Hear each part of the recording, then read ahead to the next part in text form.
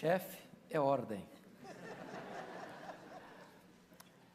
Irmãos queridos, eu escrevi uma pastoral esta semana, foi publicada certamente no boletim da nossa igreja em Vitória, e o título que eu dei foi Uma Oferta Sacrificial, baseado lá no texto de 2 Coríntios, que os macedônios, que eram pobres, rogaram ao apóstolo Paulo a oportunidade de ofertarem para os pobres da Judéia, dando-se a si mesmos ao Senhor e ofertando acima de suas posses, sacrificialmente. Essa é a base bíblica. E aí então eu ouvi um testemunho, agora na Paraíba, estive pregando semana passada lá, e num congresso missionário da Juvep, e esse testemunho aconteceu, esse fato aconteceu numa cidade interiorana da Paraíba, no sertão da Paraíba, quando a Igreja Batista Missionária, num culto de domingo à noite, o pastor fez um grande desafio para a igreja. A igreja tinha um programa de rádio, que alcançava 40 mil pessoas no entorno da cidade, e o programa já estava inadimplente há 2 meses, porque não tinham condições de pagar. Era um preço pequeno, mas eles não tinham dinheiro para pagar. E a igreja recebeu um cheque-mate da emissora, dizendo o seguinte: se vocês não pagarem até amanhã, o programa vai estar encerrado, vai sair do ar. E o pastor então faz esse desafio para a igreja, e lá estava um casal, o senhor Tota e dona Lourdes, que eram meieiros. Meieiro é uma pessoa que trabalha na terra de alguém, e tudo que ele produz tem que dividir a metade com o dono da terra. E esse casal, retornando para casa na roça, a pé, conversava sobre o que poderiam fazer para ajudar a manter o programa no ar. E então dona Lourdes conversava com o senhor Tota: nós temos que ajudar. E o senhor Tota respondeu: mas Lourdes, nós não temos nada, o que nós podemos fazer? Enquanto caminhavam, ela pensou: nós vamos dar o melhor que nós temos. E aí ela pensou: o melhor que nós temos é o galo. É o galo. Tem muitas galinhas, mas só tem um galo, e ele é o mais valoroso do nosso terreno, então nós vamos dar o galo. Na segunda-feira cedo, dona Lourdes pega o galo, bota debaixo do braço, anda 6 quilômetros até a cidade, bate à porta da casa do pastor e diz: pastor, eu vim trazer minha oferta para a manutenção do programa. O pastor olha para o galo, não tem coragem de dizer o que está pensando, fala: meu Deus, o que é que eu vou fazer com esse galo? Mas agradeceu a dona Lourdes, ela voltou para a casa dela. O pastor pensou: vamos fazer uma rifa? Aí também pensou: bom, uma rifa não vai pegar bem. Aí compartilhou com outra pessoa, que era o diretor do seminário da cidade: o que é que eu vou fazer com esse galo? O pastor disse: vamos fazer o seguinte, vou botar nas redes sociais que uma mulher sacrificialmente deu o seu melhor. O fato é que esta notícia começou a circular. O pastor Jeremias Pereira, da 8ª Igreja Presbiteriana de Belo Horizonte, que já tem um trabalho de assistência, ajuda ao sertão, recebe esse e-mail. E no domingo seguinte vai para a igreja e conta para a igreja esse fato. E a igreja resolve levantar uma oferta. E levantou uma oferta correspondente a 2 anos de programa. Enviou a oferta para o pastor. Pastor Jeremias, indo pregar no Canadá, conta essa história para a igreja onde ele estava pregando. E a liderança da igreja perguntou assim: nós queremos saber agora da dona Lourdes, como é que ela está?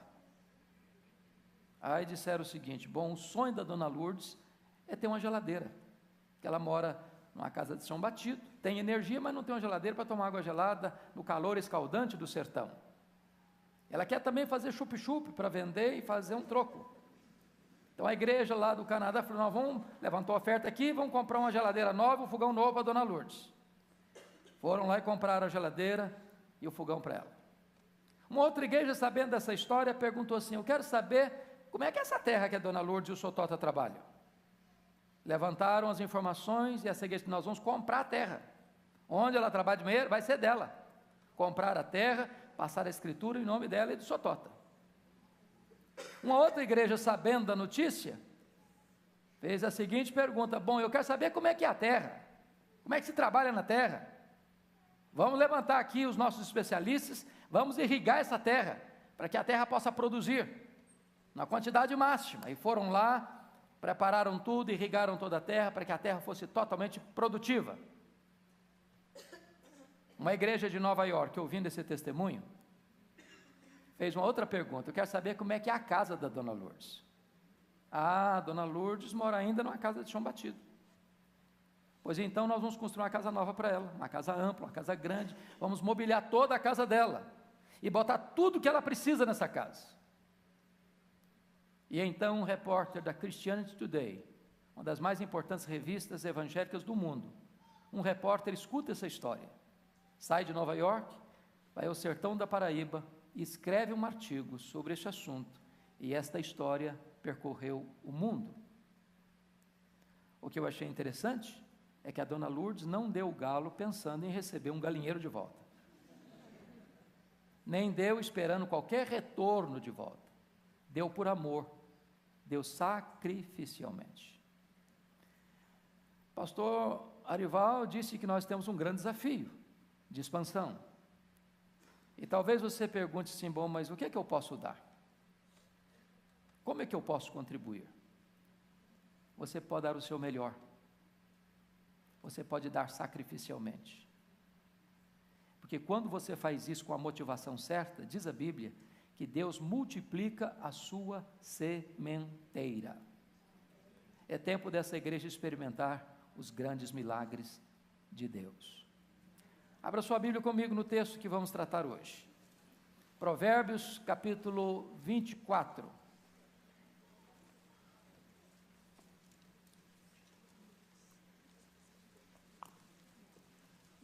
Diferente das outras mensagens, a maioria que tem pregado aqui nesta igreja, hoje eu não vou pregar um sermão expositivo. Peço permissão para pregar um sermão tópico. Eu acho engraçado porque Haddon Robson disse certa feita que um pregador devia pregar um sermão tópico a cada 10 anos, e depois de pregar pedir perdão para Deus. Mas hoje eu vou pregar um sermão tópico, e está em Provérbios capítulo 24. Provérbios 24.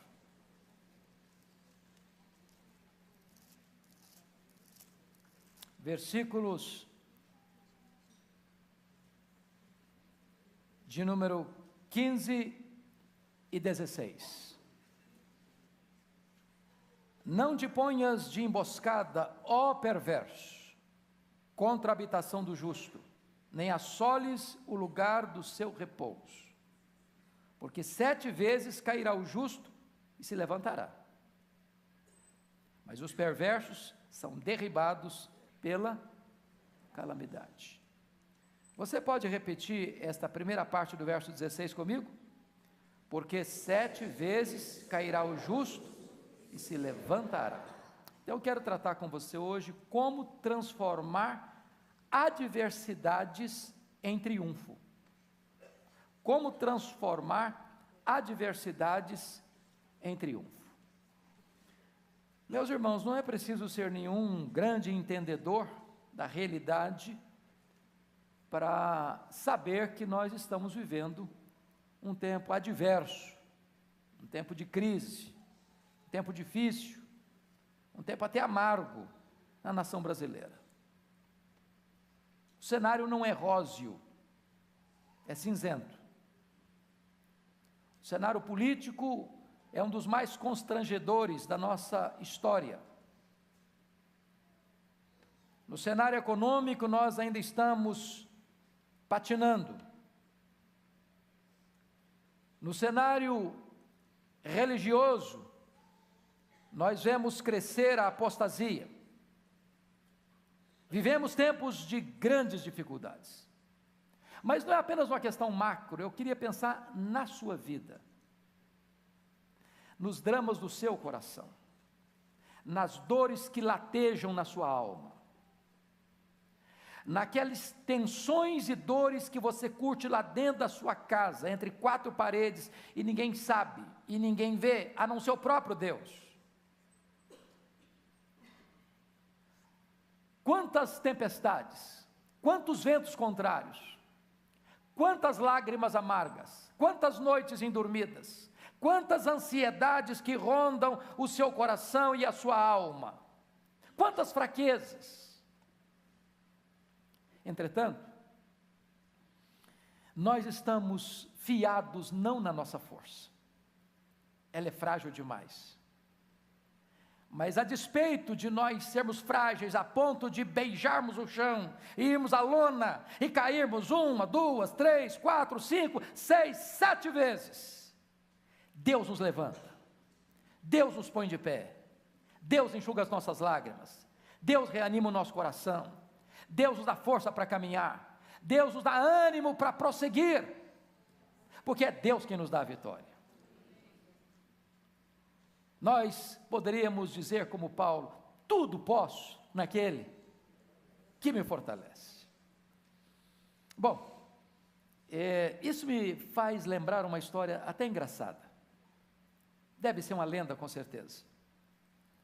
Havia uma ponte sobre um rio que estava transbordando pelas ribanceiras e um elefante estava para atravessar a ponte.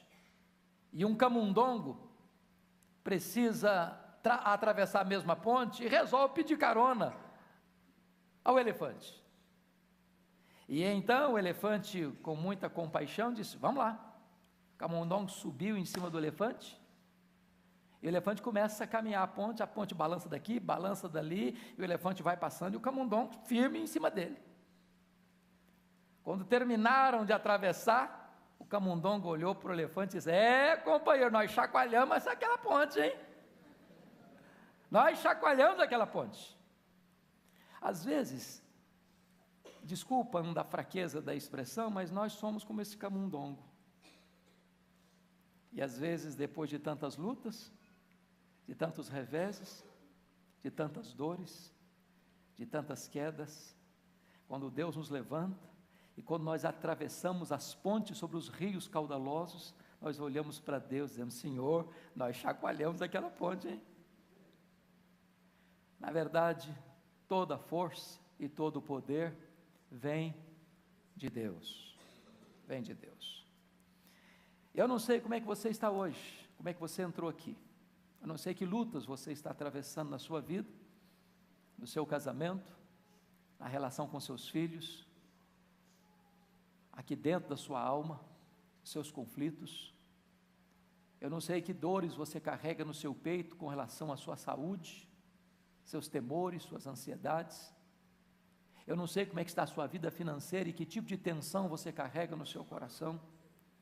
Mas eu quero dizer para você que Deus é o Deus que pode restaurar-nos e transformar o nosso deserto em fontes de vida.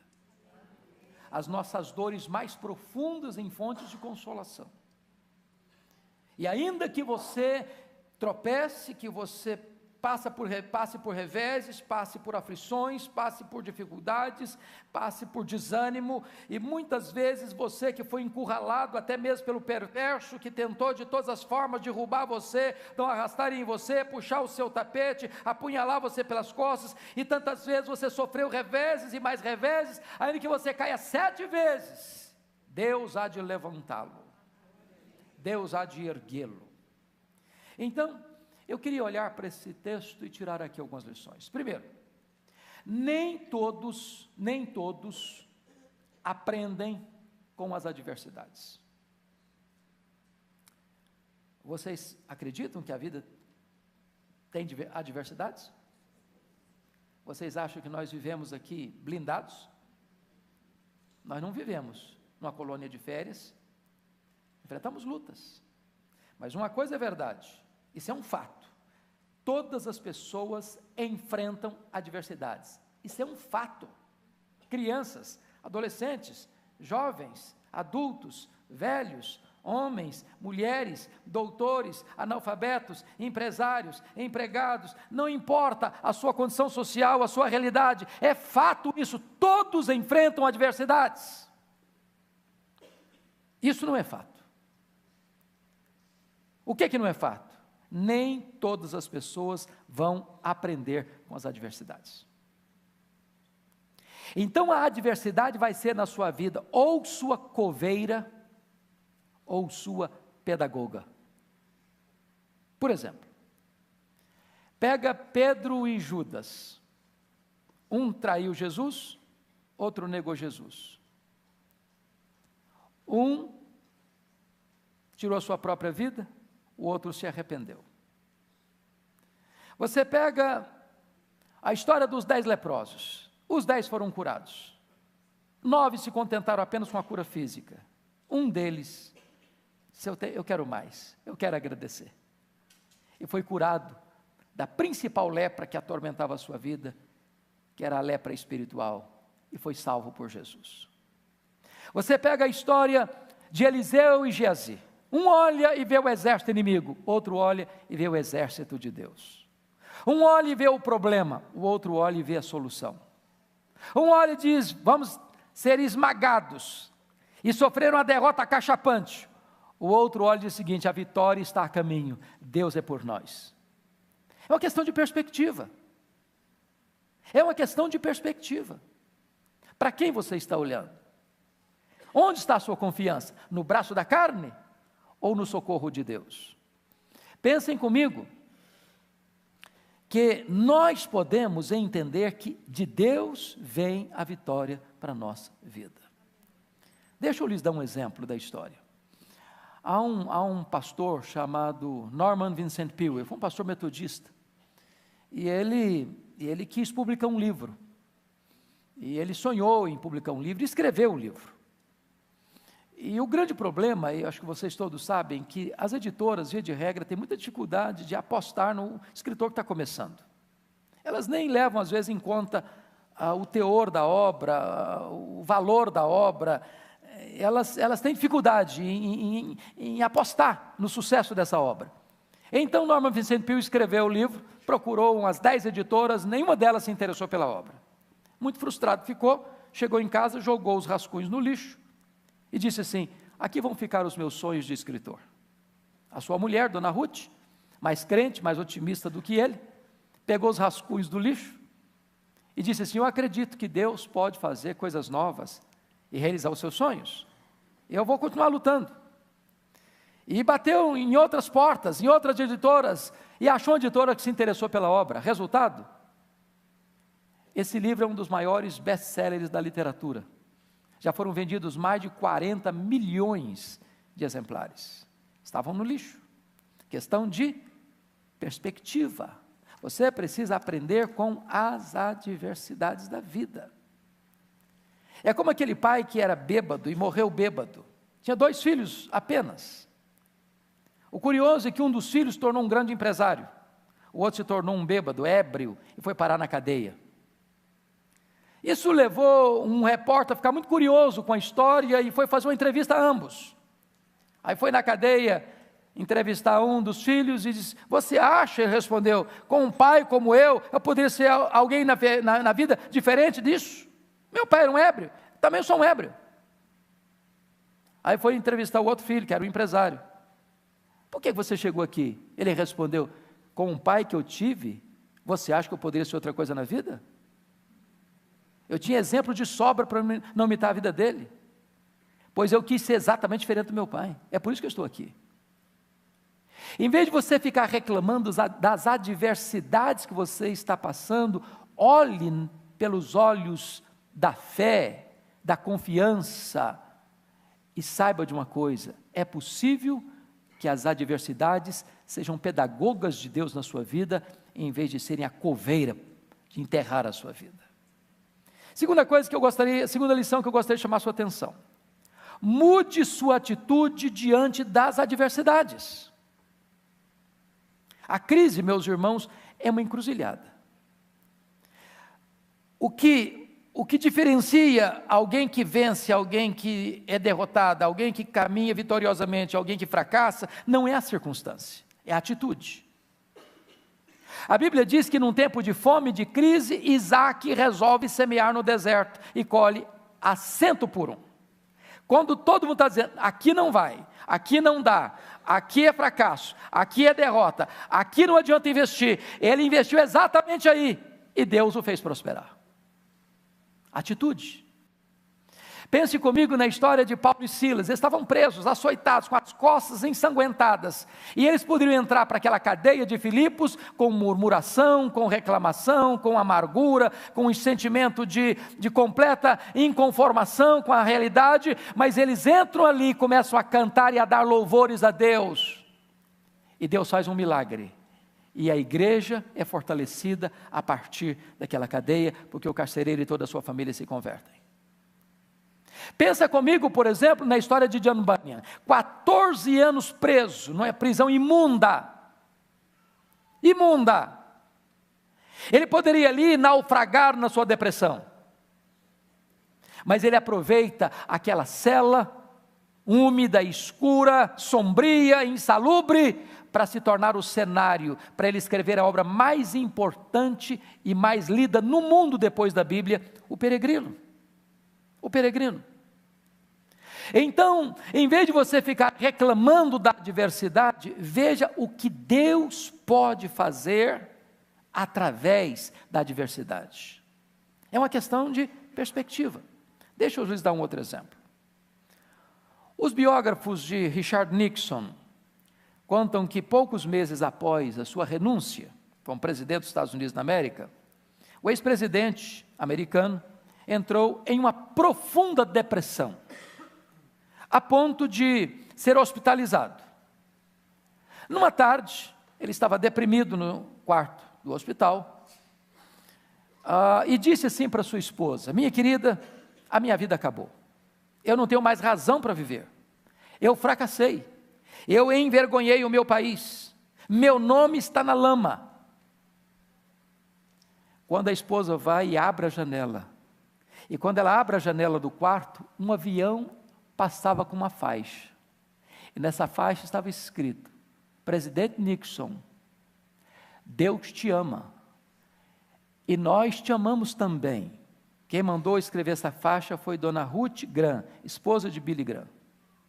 E quando ele leu esse conteúdo, o coração dele se renovou, a esperança brotou, e esse homem saiu da caverna da depressão, esse homem saiu daquele pessimismo doentio em que estava, para se transformar num consultor em assuntos internacionais, encerrando a sua carreira, não num buraco, numa cova, mas com ânimo e ensinando as pessoas a terem esperança na vida. É a situação do pródigo.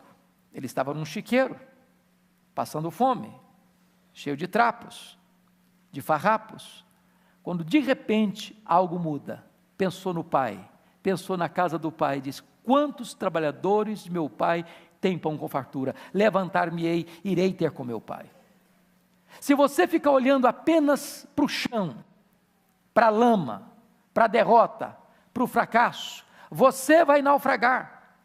Mas se você entender que o justo pode cair até 7 vezes, e aqui a queda não é a queda moral de pecado, é uma queda dos reveses da vida, das circunstâncias da vida, do encurralamento do ímpio para derrubar você, ainda que você sofra reveses na sua vida pessoal, na sua vida emocional, na sua vida financeira, na sua vida empresarial, Deus é poderoso para botar você de pé outra vez. Encare essa circunstância com esses olhos, os olhos da fé. Terceira lição que eu gostaria de partilhar com vocês: não creia que as adversidades sejam permanentes. Deus pode mudar a sua história. Pense comigo em Abraão. Pense comigo em Abraão. Ele tem 99 anos. Deus havia feito uma promessa que ia ser o pai de uma numerosa multidão. E Deus vem e troca o nome dele com 99 anos, você vai chamar agora não Abraão mais. Abraão é grande pai, mas vou botar o nome de você agora de Abraão, pai de uma grande multidão. E ele está andando na rua e alguém pergunta: e aí? O senhor já está chegando aos 100, hein? Como é que é o seu nome mesmo? Pai de uma grande multidão. Quantos filhos? Não tem filho ainda não, mas eu vou ser pai de uma grande multidão. Talvez chacotas, zombarias, rezadinhas no canto da boca, mas ele não se sucumbiu diante da realidade circunstancial, mas ele experimentou o milagre de Deus acima de qualquer probabilidade humana. Pense comigo em Moisés. Sonho de ser libertador do seu povo. Até tentou libertar o povo do seu jeito, do seu modo, com o braço da carne. Seus projetos se frustraram.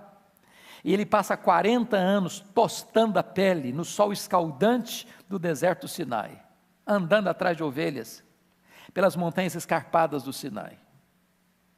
Alguém que encontrasse Moisés aos 80 anos, diz: você foi um fracasso, Moisés. Você estudou tanto para quê? Para correr atrás de ovelha? Estudou tanto para quê? Para enterrar seus sonhos nesse deserto do Sinai? Mas quando os homens lavram uma sentença de morte sobre a sua vida, Deus pode ressuscitar os seus sonhos e levantar você para uma grande realização.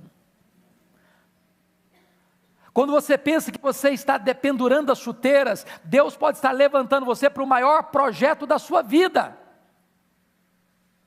Olhe com outros olhos, com outra perspectiva. Eu fico olhando para Saulo de Tarso. Saulo de Tarso queria ser líder. E Deus o tirou de uma maneira assim, quase radical, de Jerusalém. À força.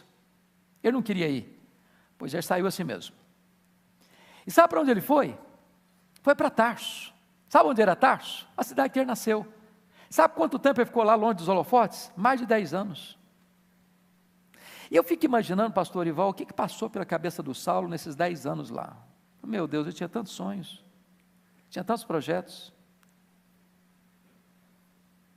E nem sabia ele, que naqueles 10 anos de reclusão longe dos holofotes, seria o tempo oportuno onde Deus estava trabalhando o coração dele, a vida dele, para os grandes projetos missionários que Deus tinha no seu coração.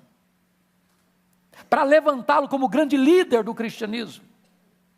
Para realizar as maiores obras missionárias da época, nas províncias da Galácia, da Macedônia, da Acaia e da Ásia Menor. Pense comigo em João. Ô irmão, pense nessa cena. João o apóstolo, já beirando aos 100 anos de idade. Beirando aos 100 anos de idade. Um velho com 100 anos de idade não aguenta muita coisa do ponto de vista físico, pois ele é banido para uma ilha vulcânica. Era uma espécie de asilo político forçado das pessoas que morriam naquela ilha solitariamente. Pois o imperador Domiciano manda João para essa ilha, para morrer na solidão. Era o último apóstolo vivo, porque todos os outros tinham sido martirizados. Alguém poderia pensar: bom, acabou a história desse homem, acabou a biografia desse homem, acabaram-se os sonhos desse homem, ele está fadado a um fracasso e morrer na solidão e no anonimato. Nem o imperador Domiciano, nem qualquer outra pessoa, por mais otimista que pudesse ser, podia imaginar que ele estava sendo enviado para o território mais incrível da história, para receber a maior revelação da história, a revelação do livro de Apocalipse, do projeto de Deus vitorioso para toda a história da humanidade, culminando na vitória triunfante de Jesus Cristo e da sua igreja. Preste bem atenção nisso. Não creia que a adversidade que você esteja passando hoje seja permanente. Deus pode mudar a sua história. Deus pode mudar a sua história.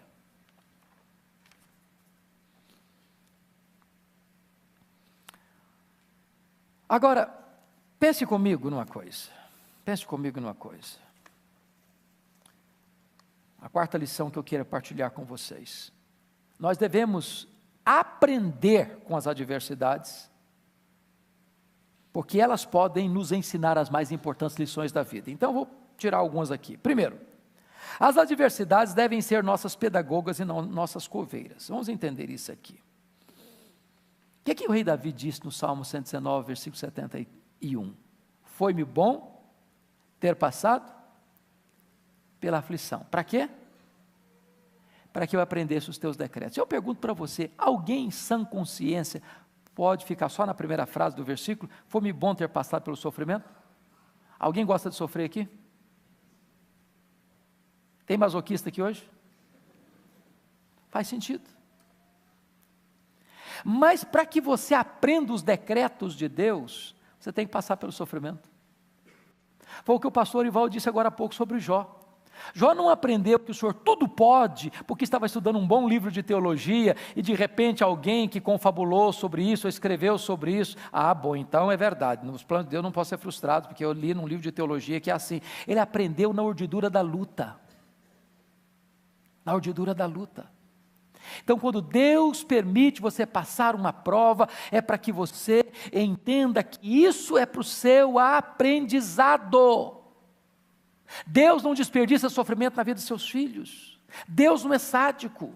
Deus não tem prazer em ver seus filhos sofrendo. Quando Deus permite uma prova na sua vida, é para que você entenda que Ele está lhe dando uma grande aula, uma academia de aprendizado das lições mais importantes da vida.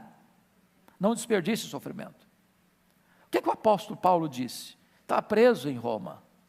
E ele escrevendo aos Filipenses, ele diz assim: meus irmãos, eu quero que vocês entendam que as coisas que me aconteceram têm antes contribuído para o progresso do Evangelho. Mas como assim, Paulo? Eu vou aprender esse negócio assim, lá numa sala fechada, com ar-condicionado, e lendo um bom livro? Agora eu entendi.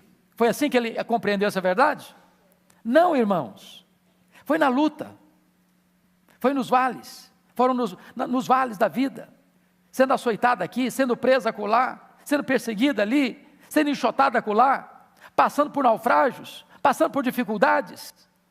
Mas em cada circunstância que ele ia vivendo e experimentando, ele ia costurando as pontas das circunstâncias e das providências divinas, e ele chegou à seguinte conclusão: Deus está nesse negócio, a mão de Deus está nisso, nada disso foi por acaso. Deus tinha um plano perfeito, maiúsculo, soberano, e tudo isso contribuiu para o meu bem. Então preste atenção nisso, meu amado. As adversidades podem ser pedagogas de Deus para nós aprendermos sobre a generosa e rica providência de Deus na nossa vida. Segunda coisa, na adversidade, olhe para Jesus e prossiga, em vez de ficar desanimado. Ô gente, se a gente ficar desanimado, aí a coisa pega mesmo. Porque tem luta, porque a crise é grande, o país está em crise, o mundo está em crise. Pessimista é o que não falta. Gente dizer para você: desista, retroceda, joga a toalha, não vale a pena. Abra mão do seu casamento, abra mão da sua família, vire a mesa, parta para outro. Parta para outra. É tanta gente que vai dizer isso para você. Mas em nome de Jesus, querido, é hora de você na crise olhar para Jesus. Como aqueles discípulos que estavam naquela tempestade do mar da Galileia, e eles achando que o naufrágio seria inevitável, e Jesus aparece para eles e diz assim: tende bom ânimo, sou eu, não tenham medo.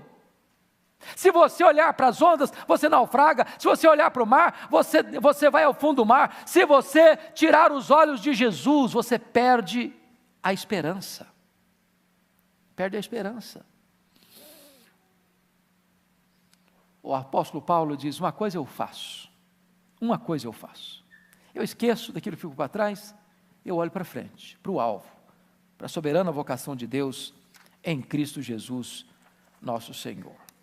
Desistir, irmãos, não é o caminho. Retroceder não vai ajudar você. Persevere.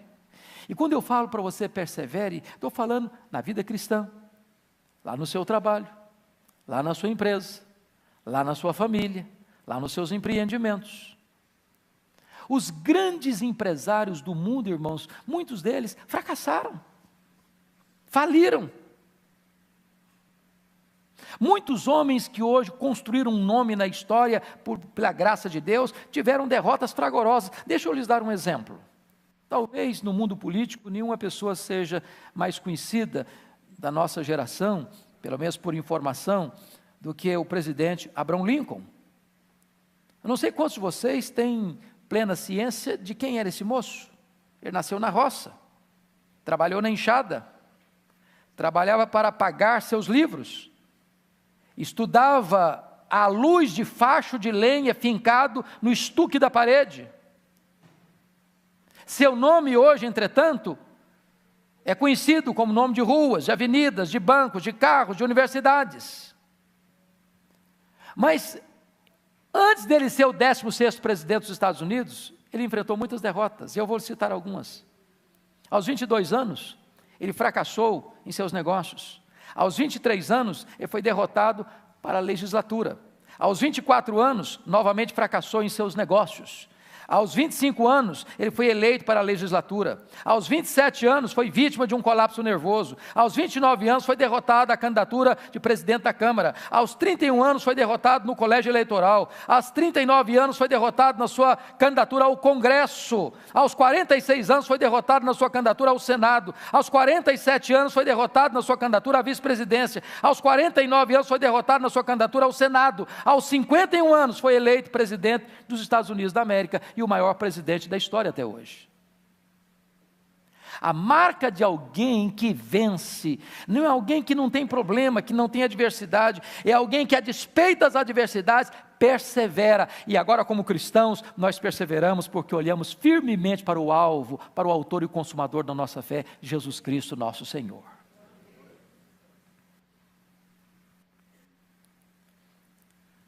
Terceiro, saiba que Deus é poderoso para transformar adversidades, as suas adversidades, em portas de oportunidades. Preste bem atenção nisso, queridos.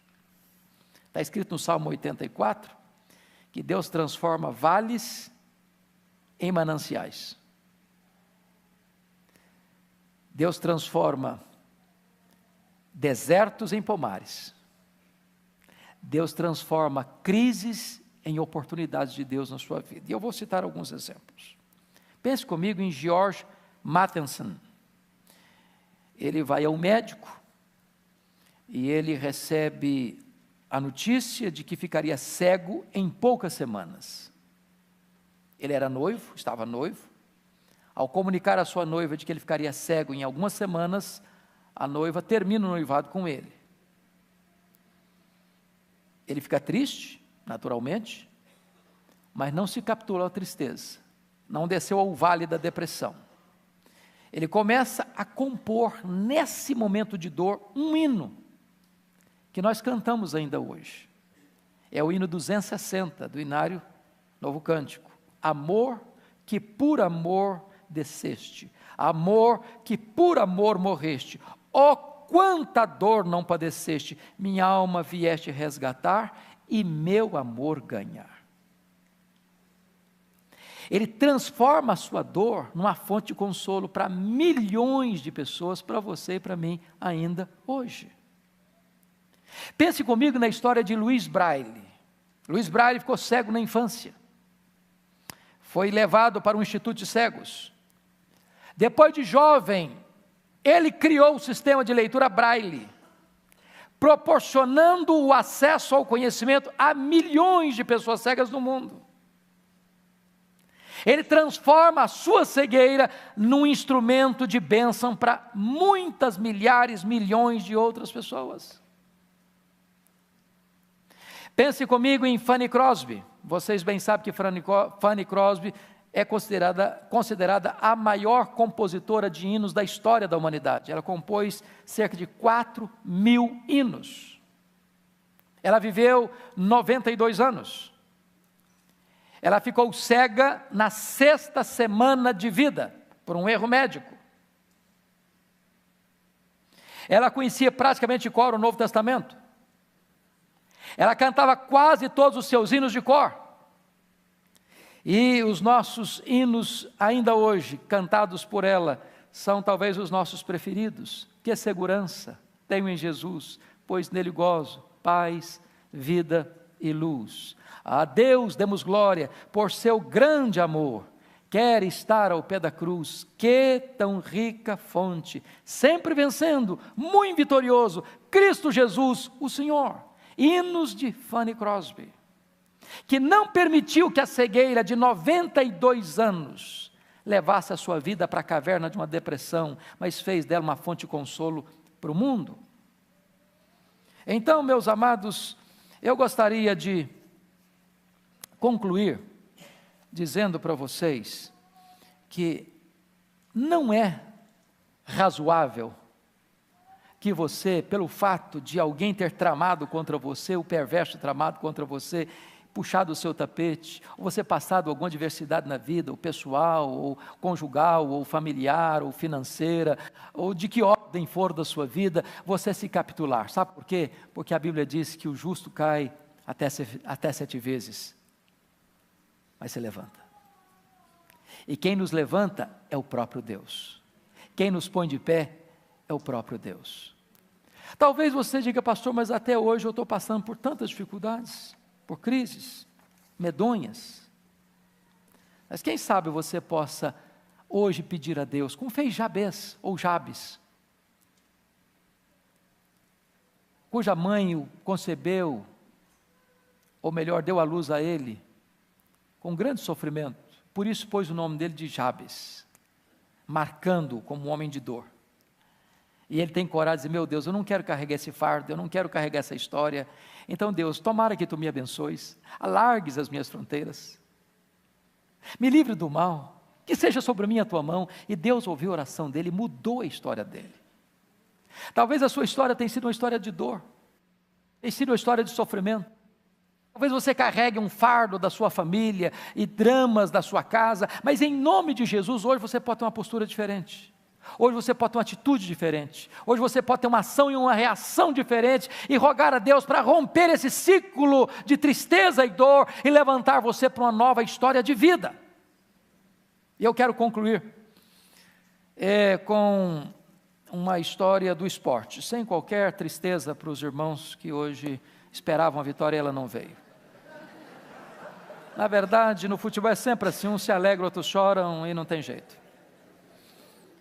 Mas esse jogo aconteceu há muitos anos. Foi exatamente no dia 1º de janeiro de 1919. Duas universidades estavam se rivalizando num jogo de final, Califórnia e Geórgia.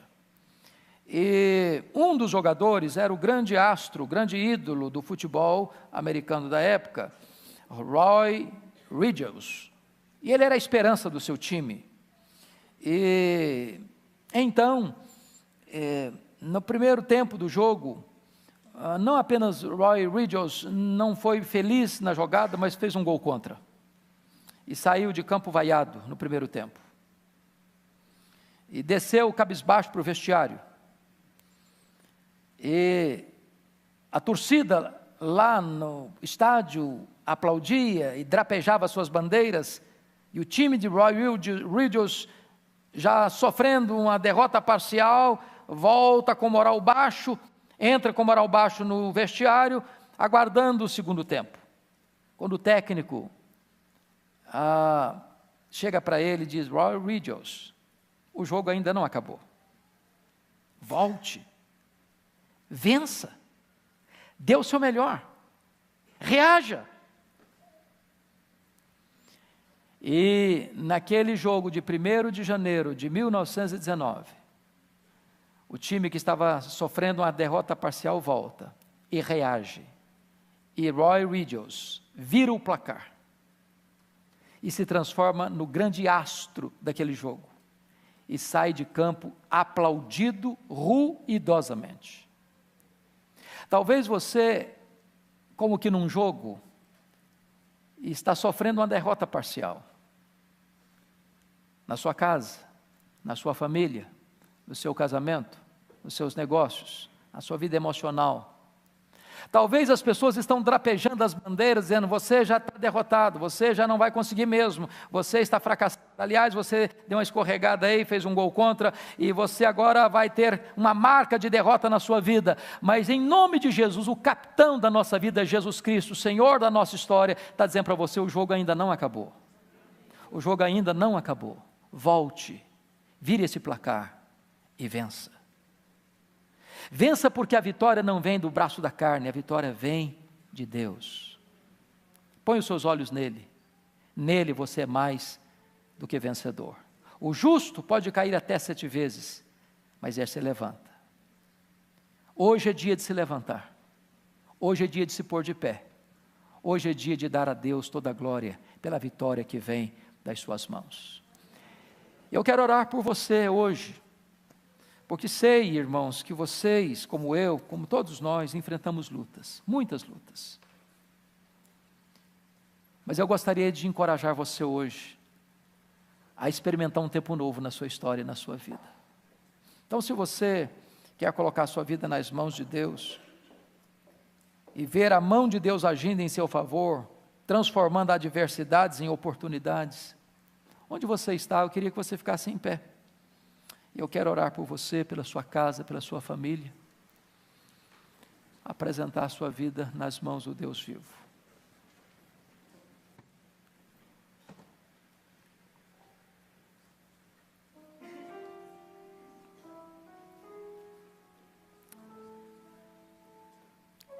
Ó Deus, Tu bem conheces a nossa vida, Tu conheces a nossa estrutura, Tu sabes que nós somos pó. Não há em nós força alguma, nem mesmo estratégia. Na verdade, Deus, são tantas as lutas à nossa volta e são tantos os inimigos que nos espreitam, que nós não temos forças para resistirmos a esta grande multidão que vem contra nós.